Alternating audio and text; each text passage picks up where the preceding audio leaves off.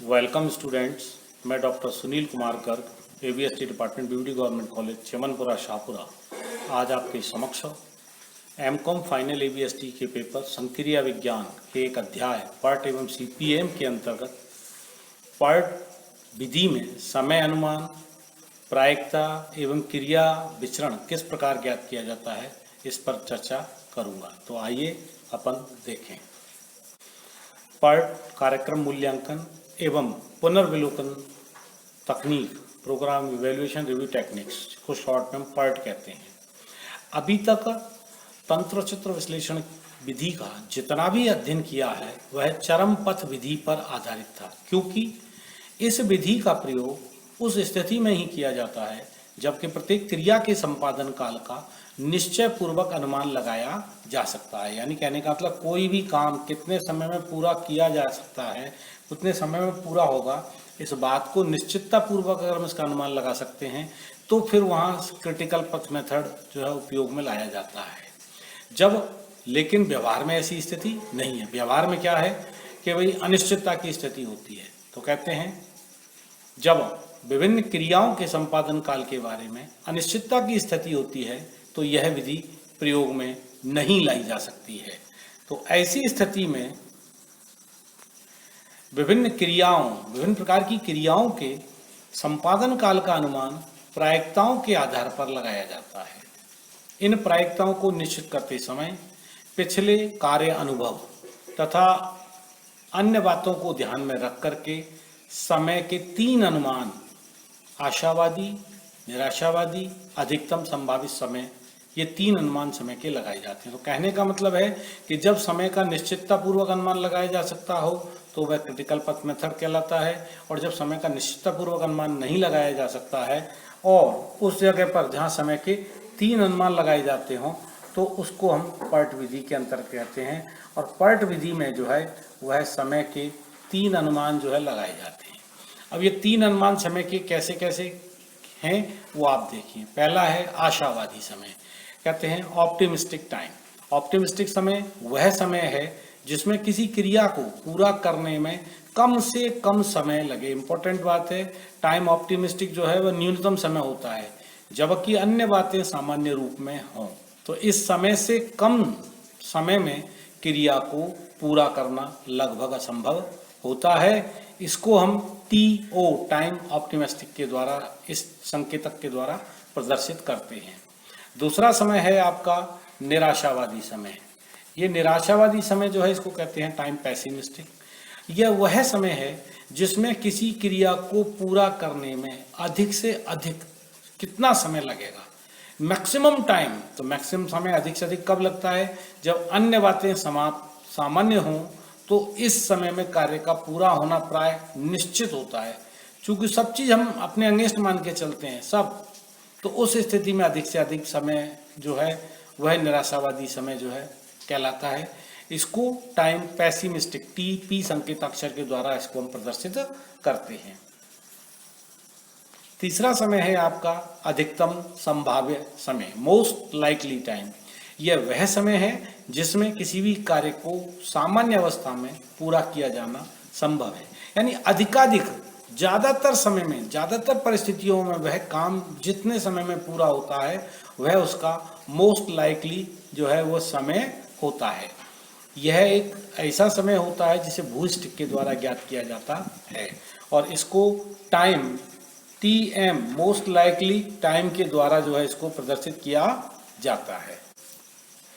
इन समय अनुमानों से, समय के जो 3 अनुमान लगाए हमने, इनसे बीटा प्रायिकता बंटन के आधार पर प्रत्येक क्रिया के संपादन काल का प्रत्याशित समय, टाइम एक्सपेक्टेड। अब चूंकि 3 समय से तो हमें परियोजना की अवधि ज्ञात नहीं हो सकती, तो हम इसके लिए प्रत्येक क्रिया का एक एक्सपेक्टेड टाइम, जिसको प्रयोग में लेते हुए हम परियोजना की अवधि का निर्धारण करते हैं।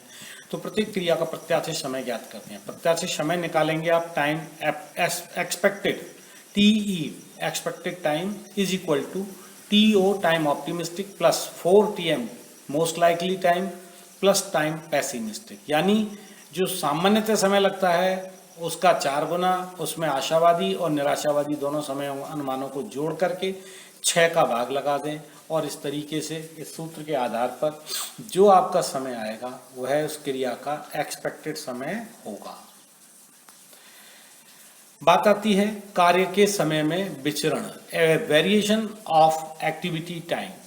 किसी क्रिया को पूरा करने में लगे समय के इन 3 अनुमानों के आधार पर प्रत्येक क्रिया के संपादन में लगने वाले प्रत्याशित समय का आकलन किया जाता है, जो अभी हमने आपको बताया।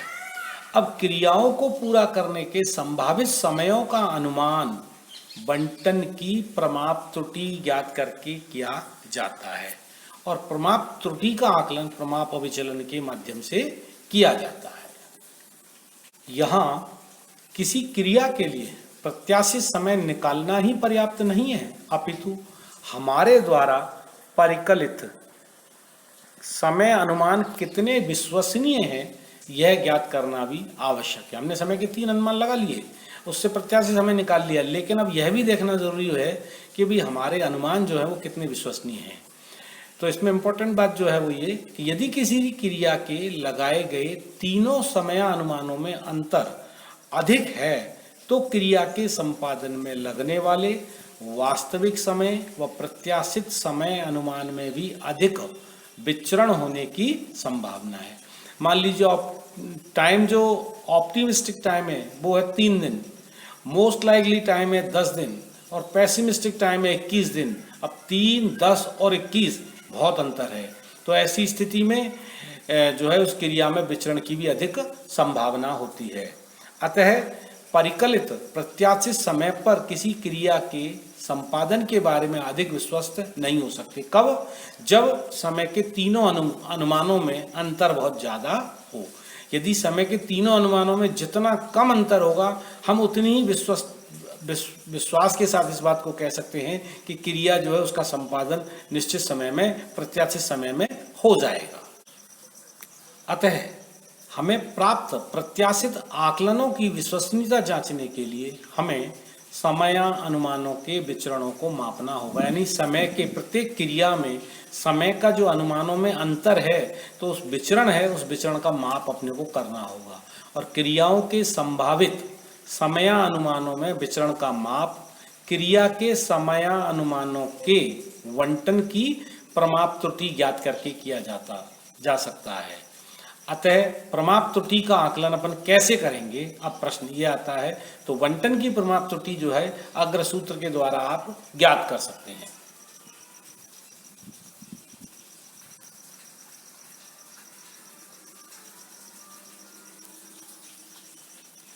यह बंटन की प्रमाप त्रुटि और विचरण ज्ञात करने के सूत्र जो है वह हमने आपके स्क्रीन पर आ रहे हैं। प्रमाप त्रुटि ज्ञात करेंगे, किसी भी क्रिया की जो है प्रमाप त्रुटि उसके निराशावादी समय जो कि सर्वाधिक होता है माइनस आशावादी समय जो कि सबसे कम होता है, इन दोनों के अंतर में अगर हम 6 का भाग लगा दें तो वह आपकी जो है वह क्रिया का प्रमाप विचलन होगा। और विचरण ज्ञात करें तो उसका वर्ग आप कर लेंगे, तो वेरिएंस बराबर time pessimistic minus time optimistic बटे 6 का स्क्वायर, यानी वह इस तरह से वो आपका विचरण, वो तो क्रिया की प्रमाप त्रुटि है और इसका अगर विचरण ज्ञात करेंगे तो इसका स्क्वायर कर देंगे। शायद संभवतः यहाँ ये जो सूत्र नीचे लिखा हुआ है वेरिएंस के आगे, उसके आगे शायद स्क्वायर का चिन्ह डिलीट हो गया है या लिखने से रह गया, तो आप ध्यान रखेंगे स्क्वायर का चिन्ह भी इसके साथ है। ठीक है, आगे अब आपको ज्ञात करना रहता है भाई क्रांतिक पथ की लंबाई व प्रमाप विचलन ज्ञात करना। पर सीपीएम विधि में तो प्रत्येक क्रिया का निश्चित समय आपको दिया हुआ होता है, तो लिहाजा जो क्रिटिकल पथ है, चरम पथ है, उस चरम पथ में आने वाली सभी क्रियाओं के जो दिया हुआ समय है उस समय का योग कर लें, वही प्रमाप क्रांतिक पथ की लंबाई होगी। लेकिन पर्ट विधि के अंतर्गत सबसे पहले हम परियोजना की सभी क्रियाओं का प्रत्याशित समय ज्ञात करेंगे और जो एक्सपेक्टेड टाइम आया है उसको उस क्रिया का समय मानते हुए हम परियोजना के विभिन्न वैकल्पिक मार्गों का निर्धारण करके और प्रत्येक मार्ग में सम्मिलित होने वाली क्रिया एवं उस क्रिया को करने में लगने वाले समय अनुमान का योग करके प्रत्येक पथ की लंबाई या प्रत्येक पथ में लगने वाले समय का अपन निर्धारण करेंगे, भाई उसमें कितना समय लगेगा। और जिस विभिन्न वैकल्पिक मार्गों में से जिस मार्ग का जो है प्रत्याशित समय सर्वाधिक होगा वही आपका जो है क्रांतिक पथ, चरम पथ, क्रिटिकल पथ, किसी भी नाम से आप जाने होगा। तो वापस आप एक बार देखें, क्रांतिक पथ की प्रत्याशित लंबाई क्रांतिक पथ में आने वाली समस्त क्रियाओं के प्रत्याशित समय टाइम एक्सपेक्टेड के बराबर होती है। यह इस मान्यता पर आधारित है कि विभिन्न क्रियाओं के प्रत्याशित समय स्वतंत्र हैं और अनेक स्वतंत्र चरों के योग का बंटन प्रसामान्य होता है, जिसका माध्य उनके माध्यों के योग के बराबर होता है और प्रसरण उनके अलग अलग प्रसरणों के योग के बराबर होता है। इस प्रकार क्रांतिक पथ का प्रसरण क्रांतिक पथ में आने वाली अलग अलग क्रियाओं के प्रसरणों के बराबर होता है। तो यानी क्रांतिक पथ की लंबाई क्रांतिक पथ में आने वाली क्रियाओं के समय का योग जो है क्रांतिक पथ की लंबाई होगी। क्रांतिक पथ का प्रसरण जो है वह क्रांतिक पथ में आने वाली अलग अलग क्रियाओं के प्रसरण के बराबर होगा, अर्थात उसके योग के बराबर होगा। इस प्रकार एक तीसरी चीज क्रांतिक पथ का प्रमाप विचलन। क्रांतिक पथ का प्रमाप विचलन जो है वह क्रांतिक पथ के प्रसरण के वर्गमूल के बराबर होगा। जैसे आप जानते हैं कि x is equal to under root of x square, ठीक वही चीज यहाँ पर है। फिर बात आती है कि भाई परियोजना के निर्धारित अवधि में पूरा होने की प्रायिकता, ये प्रसामान्य बंटन पर आधारित है। आप लोगों ने प्रीवियस में या अब तक कहीं सैद्धांतिक आवृत्ति बंटन का अध्ययन किया होगा और सैद्धांतिक आवृत्ति बंटन में एक बंटन आता है प्रसामान्य बंटन।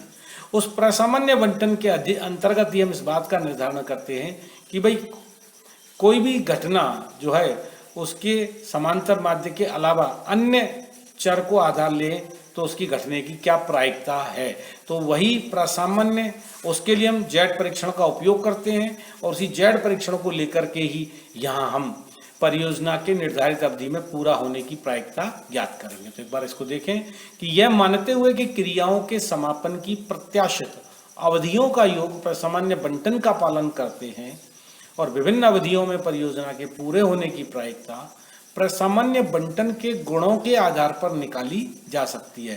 तदनुसार जो प्रमापित चर जेड है उसकी गणना करेंगे और प्रमापित चर जेड बराबर होगा x माइनस एक्स बार बटा अंडर रूट वेरिएंस, वेरिएंस का अंडर रूट यानी बटे स्टैंडर्ड डेविएशन कह सकते हैं उसको आप। और घटना का प्रसरण, प्रत्येक घटना के प्रसरण से आशय उस घटना तक आने वाले सर्वाधिक लंबे पथ की समस्त क्रियाओं के प्रसरणों के योग से है। तो ध्यान रखें, क्रियाओं का प्रसरण पूछे तो प्रत्येक क्रिया का प्रसरण अलग अलग कैलकुलेट करेंगे आप, time pessimistic minus time optimistic बटे 6 का होल स्क्वायर करके। और चरम पथ का प्रसरण पूछे तो चरम पथ में आने वाली क्रियाओं के प्रसरणों का योग करके ज्ञात करेंगे वो चरम पथ का। लेकिन कभी कभी किसी क्वेश्चन में एकाध इलस्ट्रेशन एकाध क्वेश्चन ऐसा है जिसमें पूछते हैं घटना का प्रसरण, तो प्रत्येक घटना का प्रसरण उस घटना तक आने वाले विभिन्न वैकल्पिक मार्गों में से सर्वाधिक लंबे पथ की समस्त क्रियाओं के प्रसरणों के योग के बराबर होगा।